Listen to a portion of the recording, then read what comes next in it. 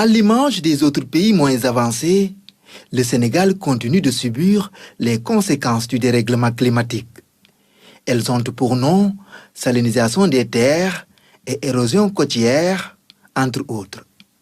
Des phénomènes qui préoccupent l'ensemble des acteurs. 700 km de côte et qui parle de changement climatique, parle de relèvement du niveau des mers et son corollaire, le recul du trait de côte et l'érosion côtière. Si à cela s'ajoute le fait que notre pays a une économie littoralisée, pour exemple, Saly-Portudal, parce que le Sénégal tire une bonne partie de ses recettes de l'activité touristique, à un moment donné, une bonne partie des infrastructures hôtelières de ces stations étaient obligées de fermer porte, tout simplement, parce que la mer avait pris une bonne partie des terres de ces réceptifs.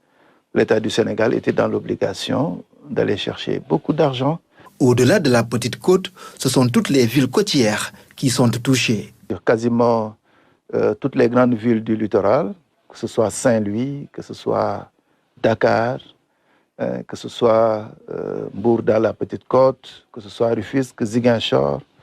Donc toutes ces grandes villes-là sont aujourd'hui confrontées à d'énormes défis liés à l'érosion côtière.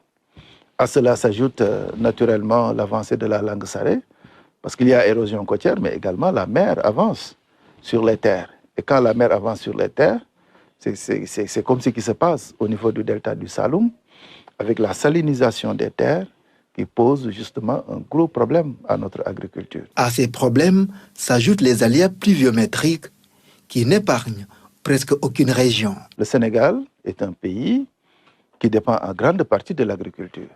Or, aujourd'hui, on ne maîtrise plus quand est-ce qu'il va pleuvoir, combien de millimètres de pluie on va avoir, ce qui fait que justement, les agriculteurs sont complètement désorientés. Alors, donc, c'est également un gros problème que la recherche scientifique cherche coûte que coûte à régler à travers des solutions alternatives, comme les variétés à cycle court. Donc, c'est des conséquences socio-économiques terribles, avec des pertes économiques qui sont quasiment inestimables. On peut également parler de ce qui se passe dans nos villes, les inondations. Ces innombrables problèmes constituent les défis majeurs pour le Sénégal et pour la plupart des pays africains.